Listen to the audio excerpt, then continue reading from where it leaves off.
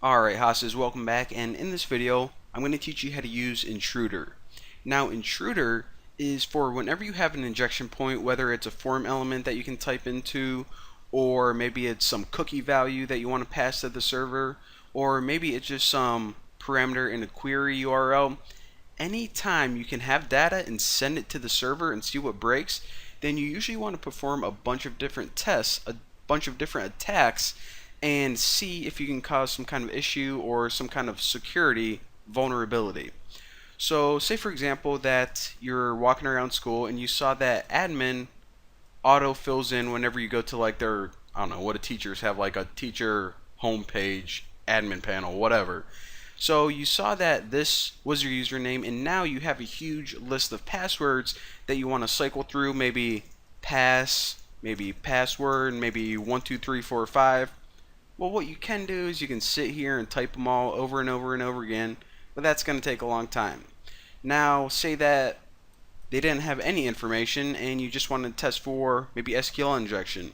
So you can add tick, tick1, tick 2 equals 2, all of your list of SQL injection parameters you want to throw in here and test. So that's what Intruder allows you to do, and for this example, I'm going to show you how to crack a password, but it's the same whether you're testing for SQL injection, cross-site scripting. Pretty much most of the vulnerabilities that you want to test, you're going to have a huge list to test from, and you want to throw them all in here and see what breaks.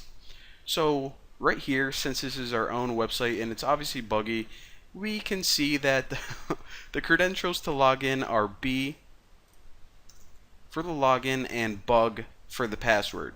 Now, obviously we aren't going to have the credentials printed on screen most of the time, so I'll show you guys the logical way of how you would actually use this. Now, the first thing you always want to do is you just want to go to this page, so I just refreshed it, and you just want to try to log in as normal. So you know that their login is B, and let's try password. So PASSWORD. I'm going to log in. That's obviously not going to work. Invalid credentials because the password is bug. So why did I do that? Why did I do something that I know wasn't going to work?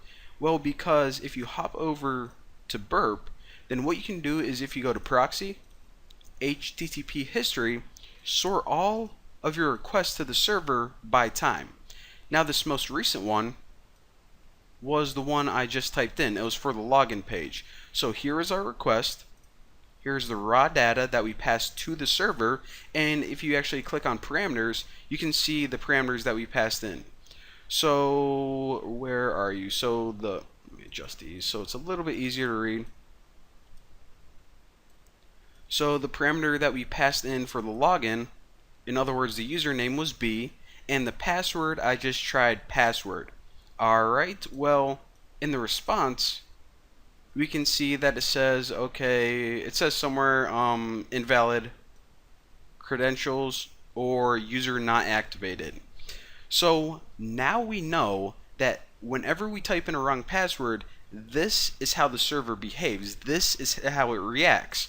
So what we can do now is we can start throwing in a bunch of different ones, and if the server ever behaves in a different kind of way and we get a different kind of response, that's when we know, okay, that either means A, we found the right password, or B, it caused some kind of error and it's spewing it out and it's different from how it's supposed to behave. So both of those things are good. I mean, it's probably not good for the website owner if we're causing a whole bunch of errors, but oh well.